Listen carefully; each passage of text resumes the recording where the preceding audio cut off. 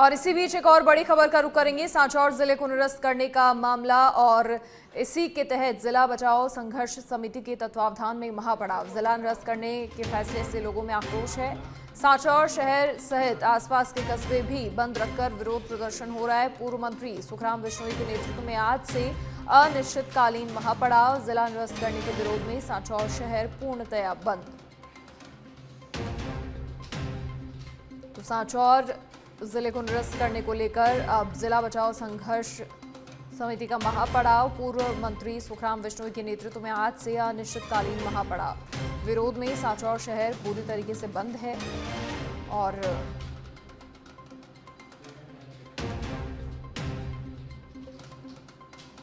जिला बचाओ संघर्ष समिति का महापड़ाव। जिला निरस्त करने के फैसले से लोगों में आक्रोश है, रोष व्याप्त है। विरोध में सांचौर शहर को पूर्णतया बंद किया गया है।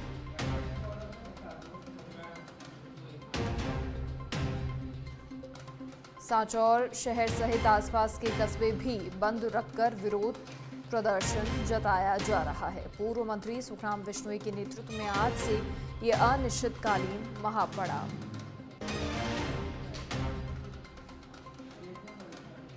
अधिक जानकारी के लिए सहयोगी पुखराज बिश्नोई फोन लाइन पर जुड़ गए हैं। क्या कुछ पूरी जानकारी पुखराज? देखिए, जिला निरस्त हुआ है तो ऐसे में लोगों का रोष देखने को मिल रहा है। जी मनीषा, बताना चाहूंगा कि प्रदेश की भाजपा सरकार द्वारा पूर्ववर्ती कांग्रेस सरकार के कार्यकाल में घोषित सांचौर जिले को निरस्त करने के बाद जन आक्रोश तेजी से बढ़ रहा है। कल पूर्व मंत्री राज्य मंत्री सुखराम बिश्नोई के नेतृत्व में बड़ी संख्या में स्थानीय लोगों ने यहाँ पर एसडीएम को ज्ञापन सौंपा था और ज्ञापन में बताया कि सांचौर जिला है वो जालोर से करीब 150 किलोमीटर की दूरी पर है, जबकि अन्य जो जिले हैं वो डीग है, खेरतला, सलोबर है, वो आबादी और दूरी के मानकों के आधार पर सांचौर के सम्मान ही है। इसके बावजूद सांचौर जिले को निरस्त करना स्थानीय निवासियों के साथ अन्याय है। पूर्व मंत्री सुखराम बिश्नोई ने मीडिया से बातचीत में ये भी आरोप लगाया कि भाजपा सरकार ने बिना किसी ठोस आधार पर ये निर्णय लिया है, जो कि न्याय संगत नहीं है। और आज की बात करें तो आज से पूर्व मंत्री के नेतृत्व में जिला बचाओ संघर्ष समिति के बैनर तले पूरे सांचौर जिला बंद का आह्वान किया गया है। पूरा सांचौर शहर बंद है, इसके साथ जो आसपास के कस्बे है वो भी पूर्णतः बंद है। समस्त व्यापार महासंघ ने जिला बचाओ संघर्ष समिति को समर्थन देते हुए जरूरी मेडिकल दवाइयां या दूध किसी भी प्रकार की ठेले कोई भी चालू नहीं है। सबने बंद का समर्थन देते हुए जिला कलेक्ट्रेट कार्यालय के आगे महापड़ाव का ऐलान किया है और अभी लोगों का जो गांवों से आने का सिलसिला है वो शुरू हो गया है और कलेक्ट्रेट कार्यालय के आगे करीब हजारों की संख्या में लोग इकट्ठा होने शुरू हो गया है। जी चलिए, शुक्रिया जानकारी साझा करने के लिए आपका। तो विरोध लगातार हो रहा है और शहर पूरी तरीके से बंद। इसी बीच एक और बड़ी खबर का रुख करेंगे। भांखरोटा अग्निकांड मामला, 6 मरीजों का एसएमएस अस्पताल में इलाज लगातार जारी है और इसी के साथ लगातार जानकारियां भी आपके साथ साझा करते हैं। कई सारे मरीजों ने वहां पर दम तोड़ा है क्योंकि निश्चित तौर पर 50% से अधिक जो झुलसे हुए गंभीर मरीज थे।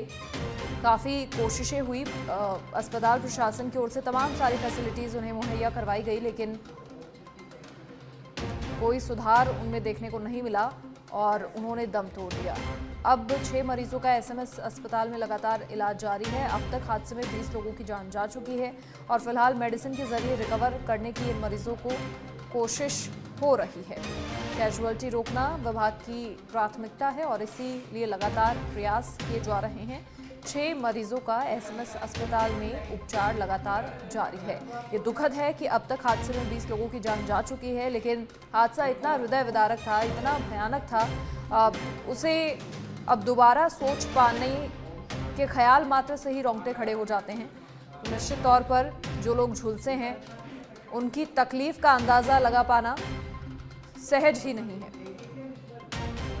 अधिक जानकारी के लिए सहयोगी प्रबोध फोन लाइन पर जुड़ गए हैं। प्रबोध, क्या कुछ पूरी जानकारी? देखिए, 20 लोग अब तक जान गंवा चुके हैं, 6 मरीजों का लगातार इलाज जारी है। हर तरह से चिकित्सा विभाग, अस्पताल प्रशासन की कोशिश है कि वो जल्दी रिकवर हों। हाँ बिल्कुल मनीषा, आप सही कह रहे हैं। फिलहाल जो 6 मरीज है उनका जो उपचार है वो एसएमएस अस्पताल में जारी है लगातार और उनकी जो तबीयत है अभी स्टेबल है, ज्यादा वैसे गंभीर स्थिति में नहीं है। लगातार उनको मेडिसिन के जरिए उनको रिकवर करने की कोशिश की जा रही है। महंगे महंगे इंजेक्शन लगाए जा रहे हैं ताकि उनकी जो बॉडी जो नुकसान हुआ है वो पूरी तरह से रिकवर हो सके। और चिकित्सा विभाग की कोशिश है कि जो कैजुअलिटी है उसको रोकना। यहाँ पर स्थिर है कैजुअलिटी।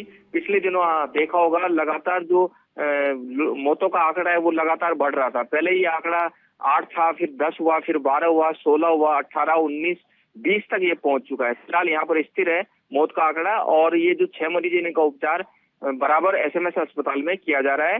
बर्न यूनिट के जो राकेश जैन है उनकी देखरेख में पूरा जो इलाज वो है कंटिन्यू जारी है। जी चलिए, शुक्रिया प्रमोद जानकारी साझा करने के लिए आपका। तो हादसे में अब तक 20 लोगों की जान जा चुकी है और 6 मरीजों का लगातार इलाज जारी है।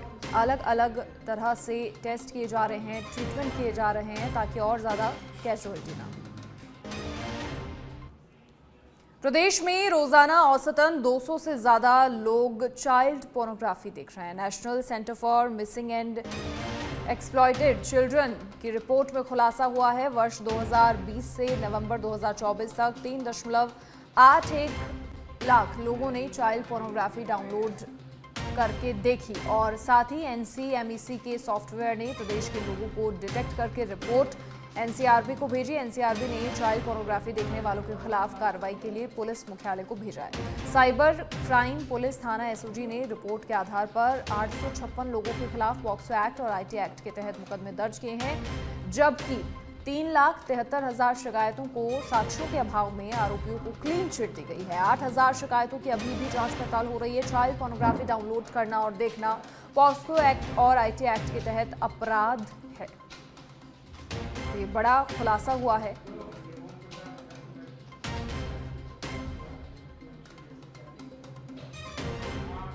और इसकी एक रिपोर्ट डिटेक्ट करके एनसीआरबी को भेजी गई है। और अधिक जानकारी के लिए हमारे विशेष संवाददाता ओम प्रकाश शर्मा फोन लाइन पर जुड़ गए हैं। ओम प्रकाश, क्या कुछ पूरी जानकारी? ये बड़ा खुलासा हुआ है चाइल्ड पोर्नोग्राफी पर और पूरे जो भी आरोपी हैं उन्हें डिटेक्ट करके एनसीआरबी को रिपोर्ट भी भेजी गई है ताकि जल्द से जल्द कार्रवाई हो। जी देखिए, एनसीएमईसी है जो नेशनल एक संगठन है, उसका एक सॉफ्टवेयर है जो सोशल मीडिया प्लेटफॉर्म पर काम करता है। तो उन्होंने एनसीआरबी के साथ में एक समझौता कर रखा है जो फेसबुक, इंस्टाग्राम और अन्य सोशल मीडिया प्लेटफॉर्म के साथ करार किया। उन्हें सोशल मीडिया पर जब भी बच्चों के संबंध में कोई अश्लील सामग्री मिलती है तो वो विशेष सॉफ्टवेयर के जरिए ऑटोमेटिक तरीके से उसको डिटेक्ट करते हुए रेड फ्लैग कर देता है, जिससे अपलोड करने वाले का आईपी एड्रेस आ जाता है। इसके बाद में यह जानकारी जो एनसीआरबी है उससे साझा की जाती है और एनसीआरबी यह रिपोर्ट देश के सभी स्टेट को भेजती है ताकि पुलिस, राज्य की पुलिस उन पर कार्रवाई कर सके। मैं आपको बता दूं कि साइबर क्राइम पुलिस स्टेशन जो एसओजी है उसमें वो एक नोडल एजेंसी बना रखा है। एनसीआरबी ने करीब 2020 से 2024 तक 3,81,000 शिकायतें भेजी है, रिपोर्टें भेजी है कि इन लोगों ने जो चाइल्ड पोर्नोग्राफी डाउनलोड की, इन्होंने देखी है तो इनके खिलाफ कार्रवाई करे। तो उस संबंध में एसओजी ने इन शिकायतों की जांच की। तो जांच के बाद में 856 रिपोर्टों को प्रमाणित मानकर एफआईआर दर्ज कर दी, जबकि 3,73,000 रिपोर्टों में इसको साक्ष्य मिले आरोपियों के खिलाफ तो उनको क्लीन चिट दे दी, जबकि 8,000 शिकायत अभी भी पेंडिंग है। यानी कि रोजाना प्रदेश में 200 ऐसे लोग हैं जो चाइल्ड पोर्नोग्राफी डाउनलोड करते हैं, उसको देखते हैं।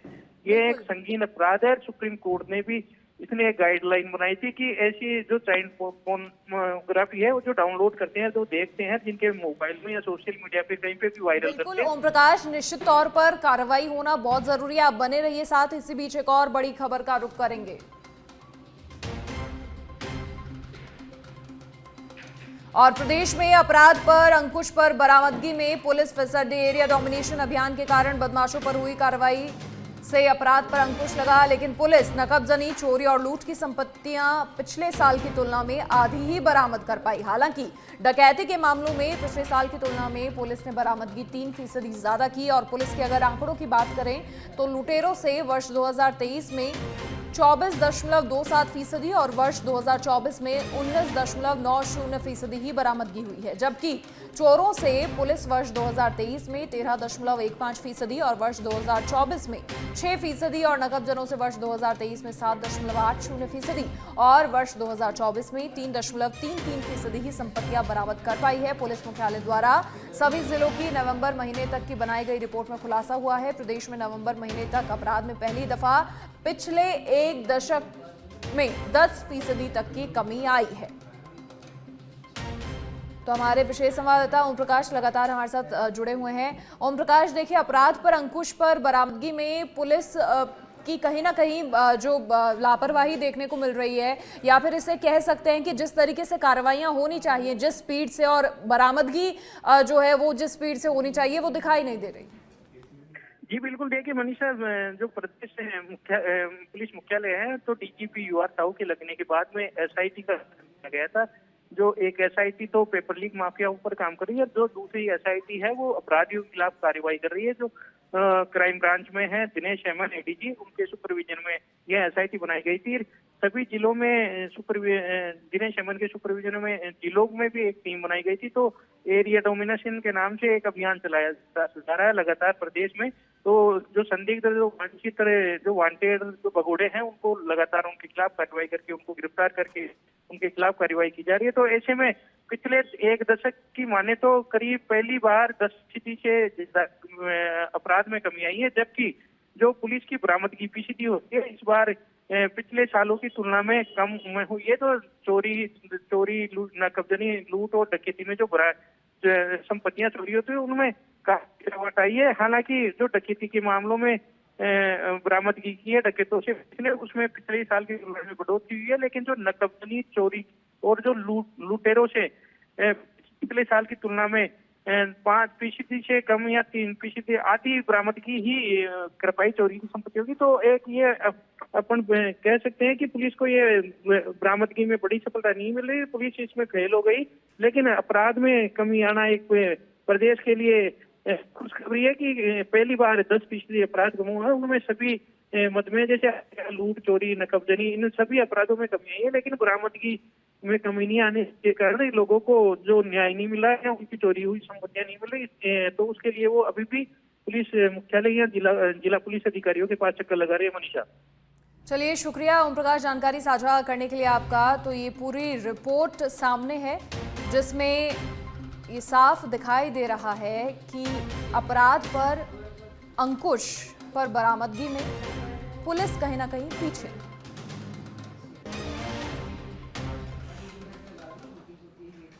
और इसी बीच एक और बड़ी खबर का रुख करेंगे। नए साल के सेलिब्रेशन के लिए राजस्थान में पर्यटकों का हुजूम उमड़ा। राजधानी जयपुर में पर्यटकों की बहार देखने को मिल रही है। जयपुर के पर्यटन स्थल पर्यटकों की भीड़ से गुलजार हैं और ठंड के बीच पिंक सिटी घूम रहे हैं पर्यटक। रोजाना 50,000 पर्यटक गुलाबी नगरी पहुंच रहे हैं। प्रदेश के लिए गौरव की बात भी है। अधिक जानकारी के लिए, तस्वीरें दिखाने के लिए हमारे सहयोगी मलखान मीणा लाइव हमारे साथ फिलहाल जुड़ गए हैं। मलखान, कैसी तस्वीरें? देखिए, बड़ी गौरव की बात है प्रदेश के लिए ये कि हर रोज यहाँ लगभग 50,000 पर्यटक जयपुर पहुंच रहे हैं घूमने के लिए। पर्यटन के लिहाज से और कहीं ना कहीं राजस्व को भी इससे काफी फायदा होगा।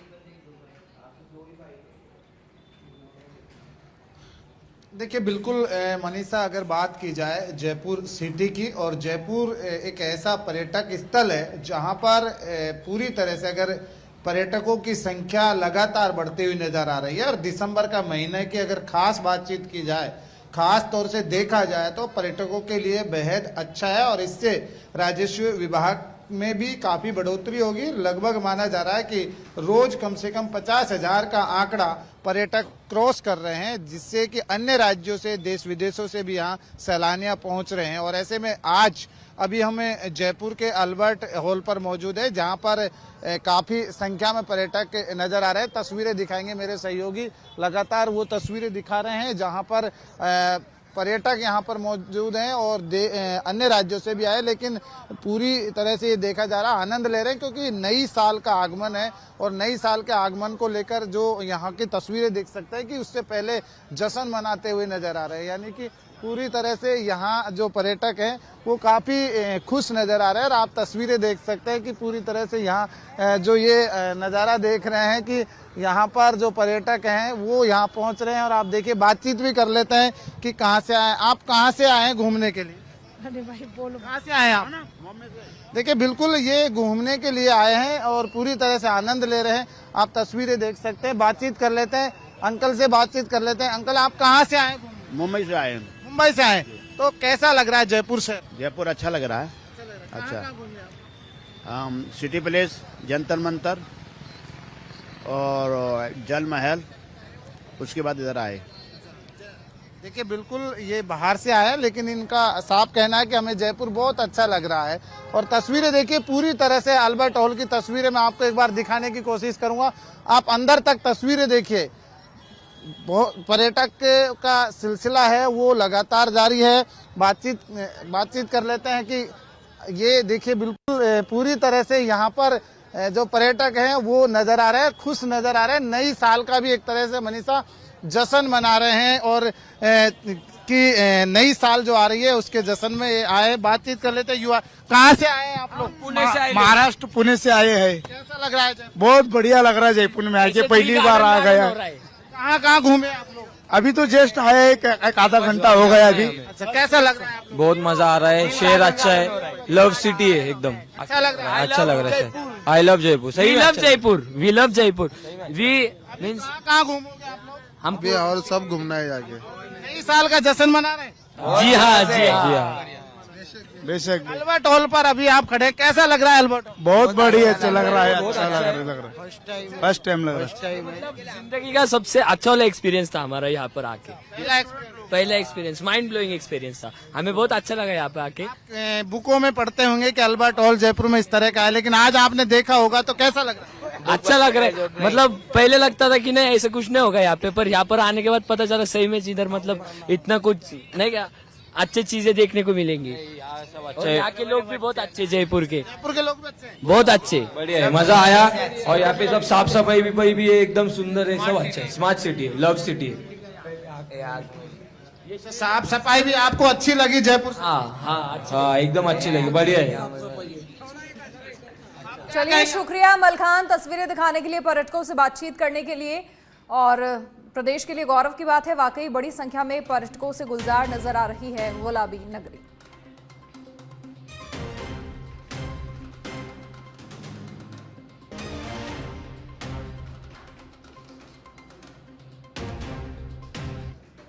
और अब भिवाड़ी से खबर, जहां मजदूर की आत्महत्या करने से जुड़ा मामला। युवक रमेश ने कंपनी के कमरे में फांसी लगाकर आत्महत्या कर ली। पारिवारिक कलह के चलते युवक ने फंदा लगाया।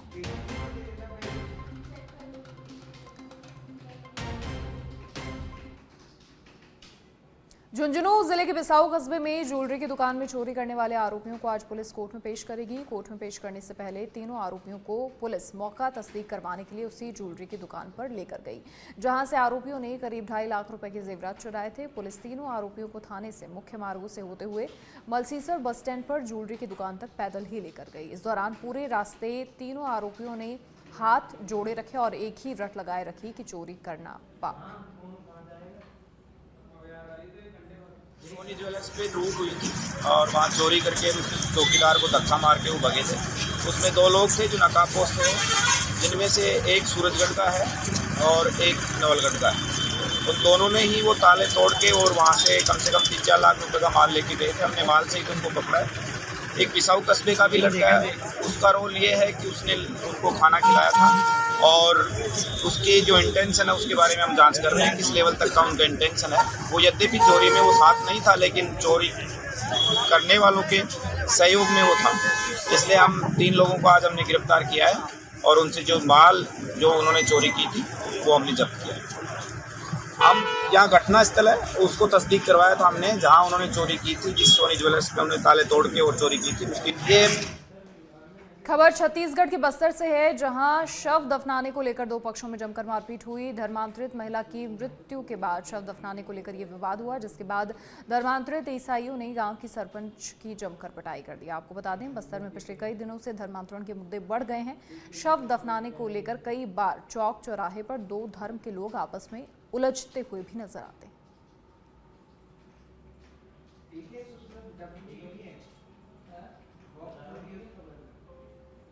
जालौर के सायला में मौसम ने किसानों की चिंता बढ़ा दी है, जहां फसलों पर बर्फ जमने से नुकसान की संभावना बढ़ गई है और ऐसे में किसान चिंतित हैं। पाले से फसलों में नुकसान की आशंका है। कड़ाके और गलन वाली सर्दी का असर दिन भर देखने को मिल रहा है। हालात ये रहे हैं कि दिन में भी अलाव जलाकर लोगों को सर्दी से बचाव करते हुए देखा गया। इसके साथ ही गर्म खाद्य पदार्थों की मांग भी बाजारों में बढ़ गई है। सुराना गाँव में कड़ाके की सर्दी के चलते फसलों की पत्तियों पर बर्फ जम गई।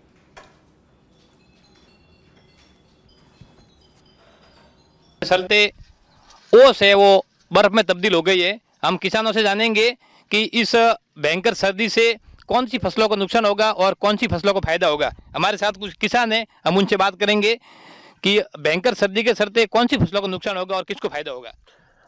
ये आपको बताना चाहता हूँ कि ज़्यादा नुकसान अनार की फसलों में है, अरंडी है, रायड़ो है, इसमें जिसमें पानी दिया हुआ नहीं है। पानी एक तो कमी चल रही है लाइट की, रात को लाइट आती है, किसान समय पर पानी नहीं दे सकता है। इस पानी की कमी से अरंडी, सरसों इसमें भारी नुकसान हो रहा है, अनारों में नुकसान हो रहा है, फूल झड़ रहे हैं। और उसके साथ साथ मैं आपको बताना चाहूँगा कि इसको केवल गेहूं की फसल को फायदा हो रहा है उस जमने से, और वो समय पर पानी दिया हुआ है उनके। यदि समय पर पानी नहीं आता है किसान का और लाइट नहीं आती है तो भारी नुकसान हो सकता है। तो बचाव कौन सा कैसा बचाव करें तब इसमें बचाव किया जा सकता है? क्या कोई दवाई का छिड़काव करें या फिर सिंचाई, हल्की हल्की सिंचाई करने से फसलों को बचाया जा सकता है? इसमें हल्की सिंचाई करने से ही बचाया जा सकता है। दवाइयों का छिड़काव तो होता है, लेकिन इतना समय पर किसान कर नहीं सकते। बड़े बड़े खेत हैं, इसमें अपने सरसों में तो चला नहीं सकते स्प्रे। ड्रोन वगैरह की या अभी तक गवर्नमेंट के सब्सिडी से मिले नहीं, डायरेक्ट किसान बहुत महंगे होते हैं, खरीद भी नहीं सकते हैं, इसलिए उनका छिड़काव नहीं कर सकते। बिल्कुल इतने सक्षम भी नहीं है और ऐसी व्यवस्था भी नहीं है कि इतनी भयंकर सर्दी में छिड़काव कर सकें। हमारे साथ कुछ और किसान हैं, हम उनसे जानेंगे कि इस भयंकर सर्दी से कौन सी फसलों को फायदा होगा। इसमें गेहूं की फसल को फायदा हो रहा है, लेकिन रायडे में और अरंडी में इसमें बहुत नुकसान हो रहा है। फूल झड़ रहे हैं और अनार के पौधों में भी ये काला, ऊपर से छिलका काला पड़ रहा है और पाले पड़ने से बहुत नुकसान हो रहा है। फूल भी झड़ रहे हैं और सिर्फ गेहूं में ही फायदा हो रहा है, बाकी सब फसलों में नुकसान ही हो रहा है। बिल्कुल फसल इस बार बहुत अच्छी थी, पैदावार किसानों को आस जगी थी कि अच्छी पैदा मिलेगी, लेकिन पाले की आशंका के चलते किसान बिल्कुल चिंतित नजर आ रहे हैं। हमारे साथ में और किसान हैं, हम उनसे जानेंगे क्या नुकसान है फसल में, पाला पड़ने से कितना नुकसान होगा। नुकसान घणो ही नुकसान, फुल नुकसान है। जो झाको घणो ज्यादा पड़े और उनमें हर एक चीज में नुकसान ही है। हम जो कोई वावण में नुकसान ही है, धन में वावण में तो पाले से किसान बता रहे हैं कि बहुत नुकसान है, भयंकर नुकसान है। अब सरकार की ओर से भी कोई सर्वे नहीं किया गया है फसल का कितना नुकसान होगा, अभी तक कोई ऐसा आदेश नहीं मिला है। ससवे धड़क से नरपत सिंह, जालोर।